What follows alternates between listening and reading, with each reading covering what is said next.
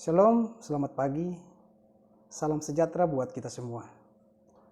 Selamat berjumpa dalam acara renungan pagi ini bersama Gereja Toraja Jemaat Bogor, edisi Selasa 7 April 2026. Pembacaan kita dalam renungan pagi ini saya ambil dari kitab Kolose atau surat Rasul Paulus kepada jemaat di Kolose, pasal yang ketiga ayat yang ke-12 sampai dengan ayat yang ke-17.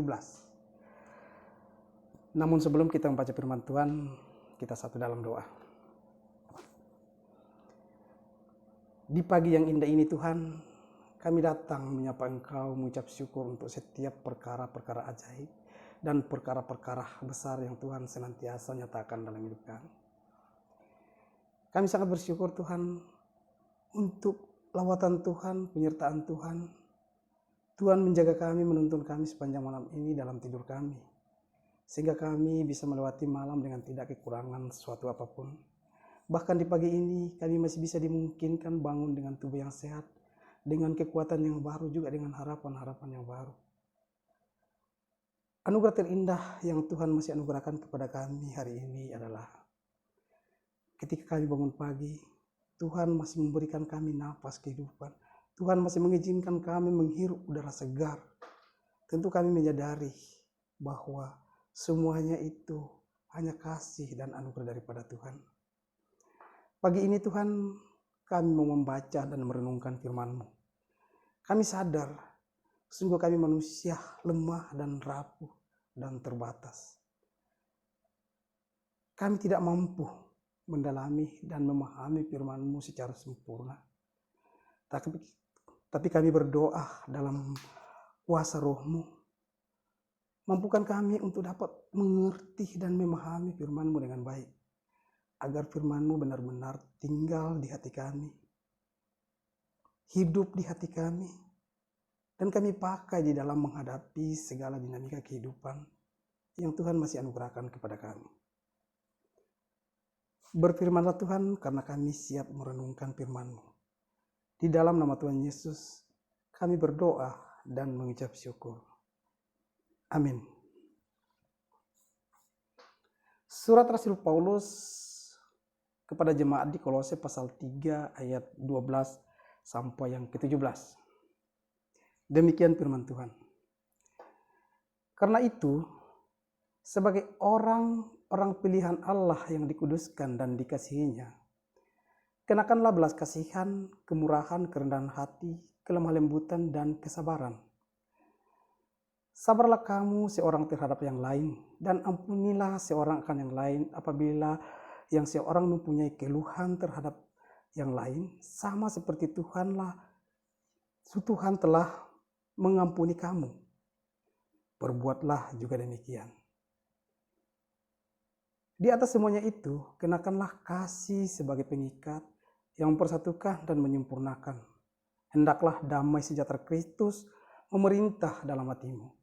Karena untuk itulah kamu telah dipanggil dalam satu tubuh. Dan bersyukurlah, hendaklah perkataan Kristus tinggal dan limpahnya di antara kamu, sehingga kamu dengan segala hikmat mengajar dan menegur seorang akan yang lain, dan sambil menyanyikan mazmur, puji-pujian dan nyanyian rohani, kamu mengucap syukur kepada Allah di dalam hatimu. Segala sesuatu yang kamu lakukan dengan perkataan atau perbuatan, lakukanlah semuanya itu dalam nama Tuhan Yesus, sambil mengucap syukur melalui Dia kepada Allah Bapa. Amin. Saudara-saudara, tema kita dalam renungan pagi ini menegur di dalam kasih. Dalam bahasa Toraja, Pak Pakilala situang Pak Kaboro. Saudara-saudara, menyampaikan teguran bukanlah perkara yang mudah. Kadang saat kita melihat seorang berbuat salah, ada dorongan dalam hati untuk menegurnya. Namun seringkali rasa takut menyinggung perasaan orang tersebut membuat kita ragu untuk melakukannya. Rasul Paulus dalam suratnya kepada jemaat di Kolose memberikan peringatan oleh karena kekhawatirannya akan pertumbuhan iman jemaat di Kolose akibat menjamurnya ajaran sesat. Salah satu yang paling serius yaitu ajaran yang seolah-olah merendahkan posisi Kristus sebagai satu-satunya jalan keselamatan. Karena itu, Paulus menegaskan bahwa Kristus harus menjadi pusat kehidupan setiap orang percaya. Sehingga selain hidup dalam ketaatan dan kesetiaan kepadanya, cara hidup orang percaya juga harus mencerminkan teladan Kristus. Nah, dalam hal ini, Paulus menekankan kasih sebagai teladan utama yang diperlihatkan oleh Kristus. Nah, kasih itulah yang menjadi dasar bagi orang percaya untuk tetap teguh dalam iman dan membangun hubungan yang benar dengan sesama. Ia menegaskan bahwa mereka yang telah ditebus oleh darah Kristus harus menjalani kehidupan yang baru, yaitu kehidupan yang dipenuhi dengan kasih dan kepedulian terhadap orang lain.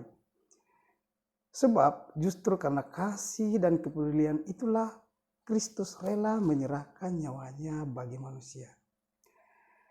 Sebagai salah satu tubuh Kristus yang telah dikuduskan dan dikasihi, gereja seharusnya menjadi tempat bukan hanya untuk berkumpul, tetapi juga untuk mewujudkan kasih secara nyata. Salah satunya wujud kasih yang paling nyata ialah berani menyampaikan teguran dalam kasih. Teguran bukanlah cara untuk menjatuhkan, melainkan sarana agar seluruh anggota tubuh Kristus dapat bertumbuh bersama dalam iman. Amin. Demikianlah renungan pagi kita hari ini. Kita satu dalam doa. Bahwa kami sudah membaca dan merenungkan firman-Mu Tuhan. Pak pakilalah si tuang Pak keboro. Menegur dalam kasih. Sekali lagi Tuhan, kami sungguh manusia yang lemah dan terbatas. Namun di saat yang sama, kami juga selalu memiliki kerinduan untuk membaca dan merenungkan firman-Mu. Bantu kami Tuhan, mampukan kami untuk dapat mengerti dan memahami firman-Mu dengan baik. Bahkan mampukan kami Tuhan untuk bisa mampu mengaplikasikan dan menerapkan firman-Mu dalam kehidupan kami. Sehingga kami pun akan menjadi pelaku-pelaku firman-Mu dimanapun kami berada. Pagi ini Tuhan, sebelum kami menjalani hari ini, sebelum kami beraktivitas, kami serahkan hidup kami sepanjang hari ini, pimpin kami, sertai kami. Berkati segala usaha kami, berkati segala pekerjaan kami.